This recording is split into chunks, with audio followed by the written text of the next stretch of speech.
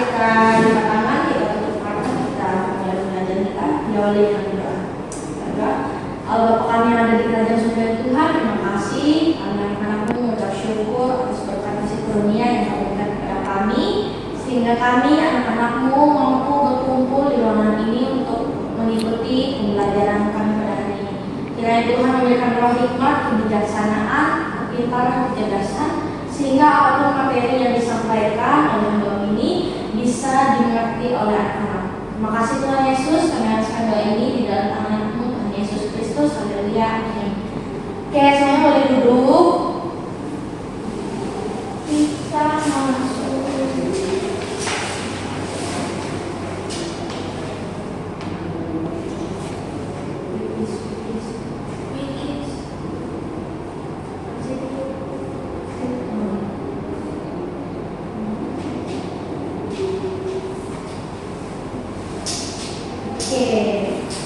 Hari ini kita belajar tentang mengasihi sesama. Mengasihi sesama. Dulu, siapa yang pernah ditolong oleh temannya? Pasti semua pernah ya ditolong oleh teman-temannya.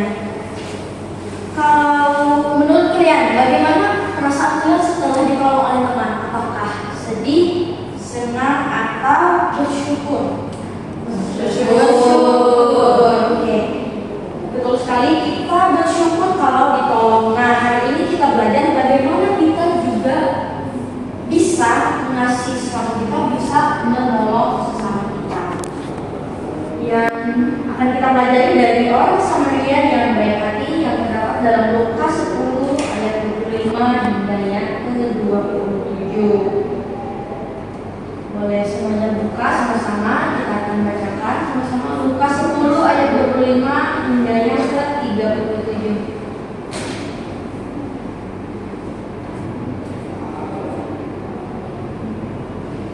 Namun sebelum itu, kita perlu ketahui bahwa tujuan pembelajaran kita di sini diharapkan anak-anak memahami arti mengasihi sesama, menyebutkan contoh sikap tolong-menolong, mempraktikkan kasih dalam kehidupan sehari-hari. Siswa mereka tidak hanya tahu, tetapi juga bisa melakukan tindakan kasih di dalam kehidupan sehari-hari. Bisa kita buka Alkitab kita tadi ya.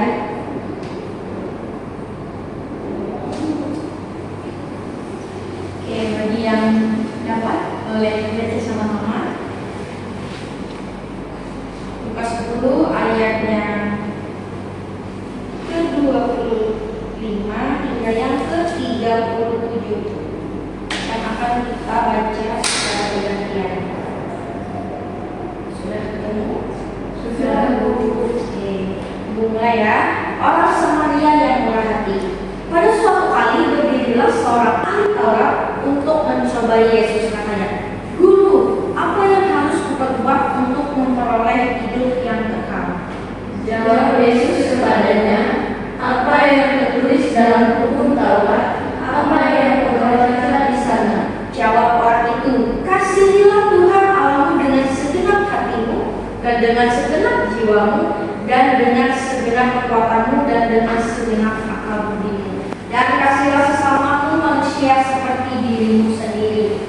Kata Yesus kepadanya, "Jawabmu itu benar, perbuatlah demikian, maka engkau akan hidup."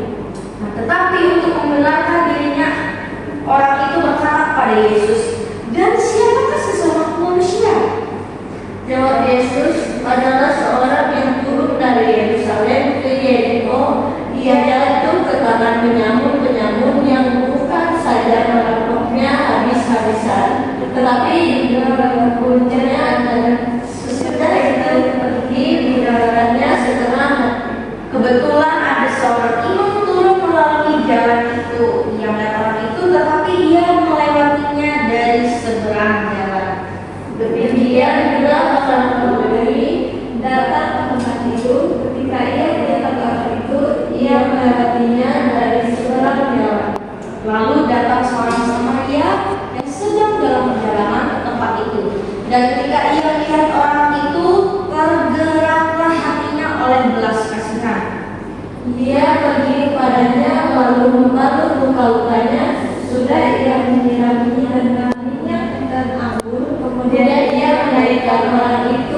atas keledai tunggangannya sendiri membawanya ke tempat penginapan dan merawatnya. Nah, keesokan harinya ia menyerahkan 2 dinar pada pemilik penginapan itu, katanya, rawatlah dia, dan jika kau belanjakan lebih dari ini, aku akan menggantikannya waktu aku kembali.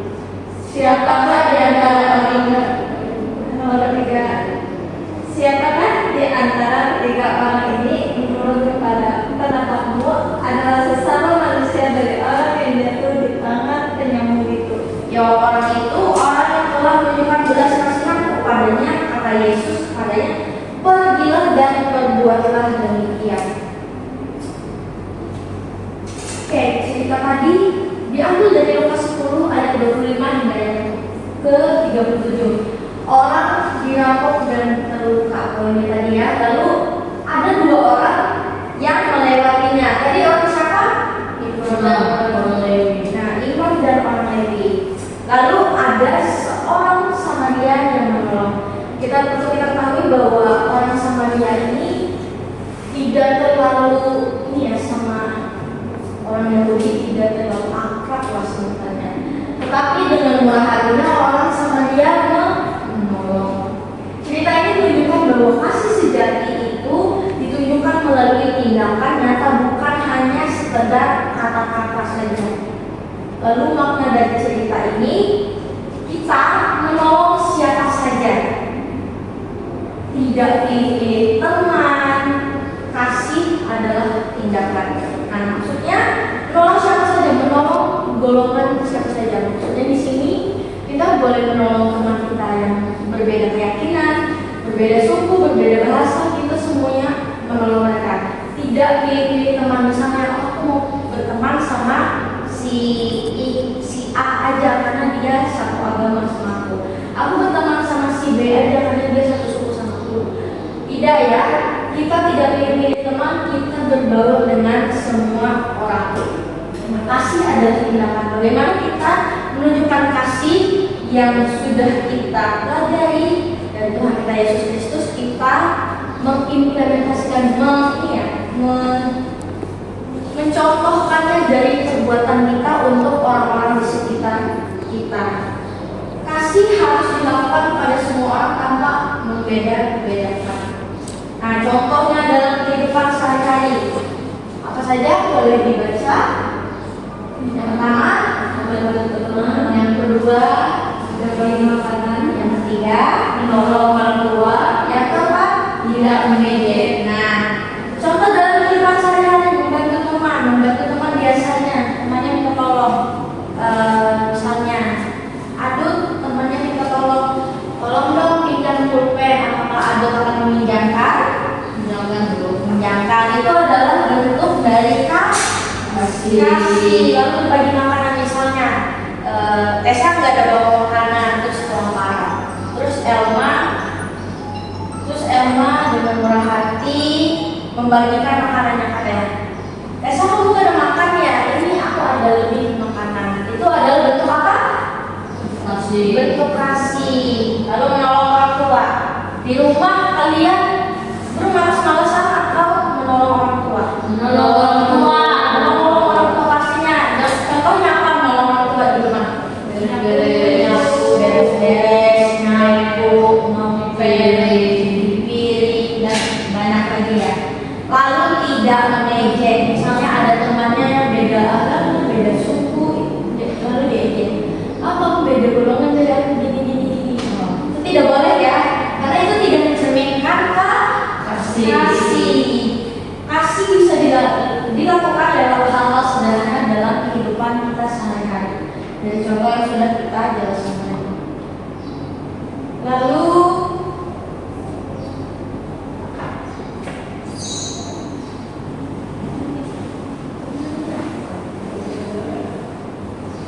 kita masuk ke dalam diskusi kelompok ya. Diskusi kelompok. Di sini kita akan bagi 2 kelompok.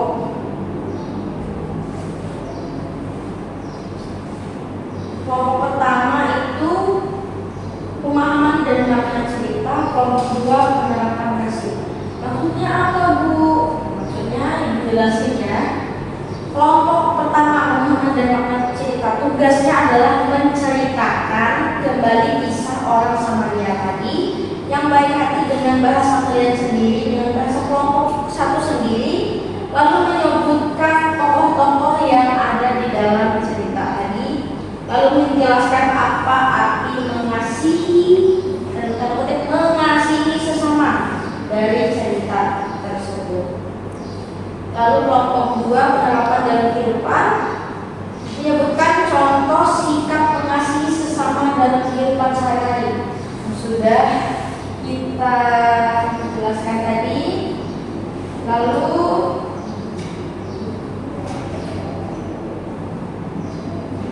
menjawab, memperagakan satu contoh tindakan kasih. Tindakan kasih yang kayak sudah dijelaskan tadi, kalian mencontohkannya dalam misalnya dalam ini contohkan dalam kehidupan sehari-hari itu seperti apa. Di kelompok 1 terdiri dari Martesa dan Arut. Kelompok 2 Erman dan Opinia. Boleh dibentuk kelompoknya, kita kerjakan ya di buku. Boleh diskusi sekarang Bu? Ya, diskusi sekarang.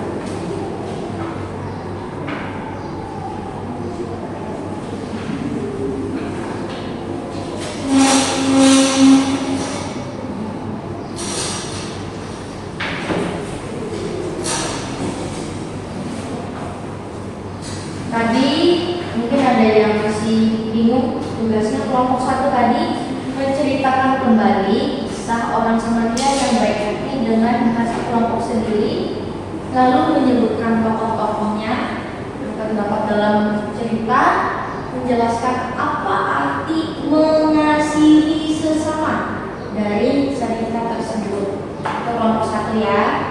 Lalu kelompok 2 penerapan dalam kehidupannya, menyebutkan sikap mengasihi sesama dalam kehidupan sehari-hari itu seperti apa, lalu memperagakan.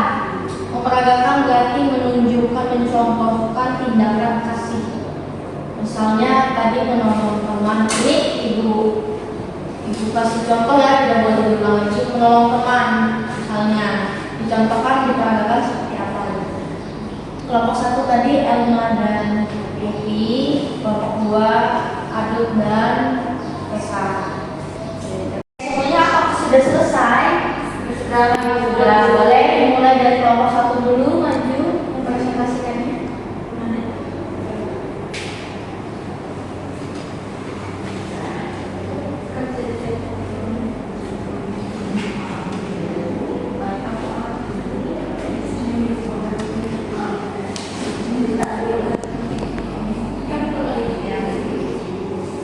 Baik, shalom semuanya. Di sini kami kelompok 1 yang beranggotakan saya sendiri Yogi dari Indonesia dan teman saya. Nah, di sini kami bercerita kembali menggunakan bahasa kami sendiri yang terdapat di Alkitab Lukas pasal yang ke-10 ayat yang ke-25 sampai ke-30 tentang orang Samaria yang baik hati. Jadi pada suatu hari ada seorang anak laki-laki yang sedang berjalan dari Yerusalem ke Yeriko. Di tengah perjalanan ia diserang oleh para perampok. Mereka mengambil semua barang miliknya, memukulinya lalu meninggalkannya di pinggir jalan dalam keadaan terluka parah. Tidak lama kemudian lewatlah seorang imam di jalan itu. Ia melihat orang yang terluka, tapi ia justru berjalan di sisi lain jalan dan pergi begitu saja. Setelah itu datang juga seorang Lewi. Ia pun melihat orang tersebut tapi tidak menolongnya dan memilih untuk lewat. Lalu datanglah seorang Samaria. Pada waktu itu orang Samaria sering dianggap rendah oleh orang Yahudi. Tetapi ketika ia melihat orang yang terluka, hatinya tergerak oleh belas kasihan. Ia mendekati orang itu, membersihkan lukanya dengan minyak dan anggur lalu membalurnya. Setelah itu orang Samaria menaikkan orang tersebut ke atas keledainya dan membawanya ke sebuah penginapan agar bisa dirawat. Ia menjaga orang itu sepanjang malam. Keesokan hari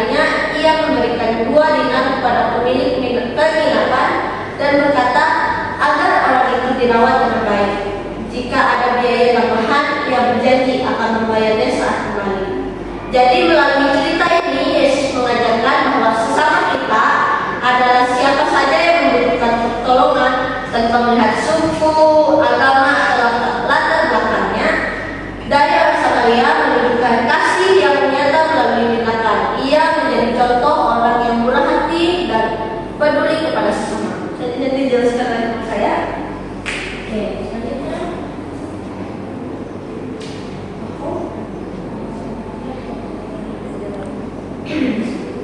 Selanjutnya tokoh-tokoh yang ada dalam cerita tersebut, yang pertama orang yang dirampok, yang kedua imam, yang ketiga orang Lewi, yang keempat orang Samaria, yang kelima pemilik penginapan.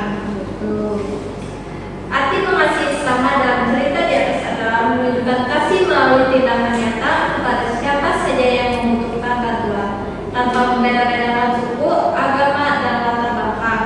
Mengasihi sesama bukan hanya dalam kata-kata, tetapi dengan kepedulian, belas kasihan, dan kesediaan untuk menolong dengan tulus. Cerita ini mengajarkan bahwa kasih sejati terlihat dari perbuatan. Sekian dari kami, terima kasih. Beri tangan buat Bapak. Dan salah nomor 2.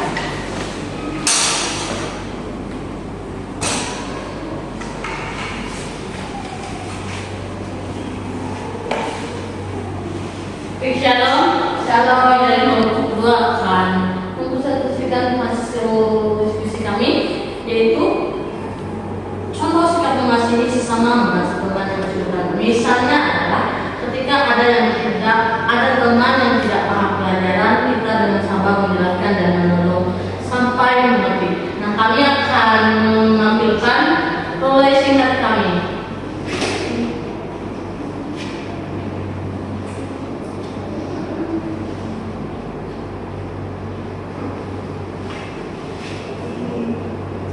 Aku tidak paham pelajaran ini. Sini aku bantu jelaskan. Terima kasih. Sama-sama, kita belajar bersama. Baik, itu adalah role play dari singkat dari kami. Oke, boleh tangan buat Bapak. Boleh. Semua jawabannya betul, tidak ada yang salah. Semua jawabannya bagus. Kita masuk ke dalam penutup. Nah,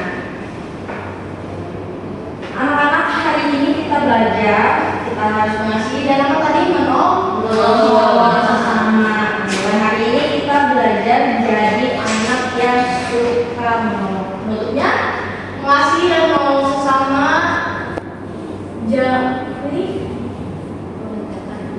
Mengerjakan praktik kasih, menegaskan kembali pesan utama tadi yang sudah disampaikan oleh anak-anak agar kalian bisa mengimplementasikannya, mencontohkannya dalam kehidupan kalian sebagai dewasa pribadi. Kita akhiri pertemuan ini, kita doa bersama. Berdoa, Tuhan Yesus, terima kasih atas penyertaan di dalam kehidupan kami sepanjang pelajaran pada hari ini. Kiranya materi kami yang sudah kami sampaikan bisa akan pahami Tuhan, bisa dicontohkan di dalam kehidupan mereka hari lepas hari. Kiranya Tuhan beserta kami hingga kami akan pulang ke rumah kami masing-masing, ya Tuhan, menjaga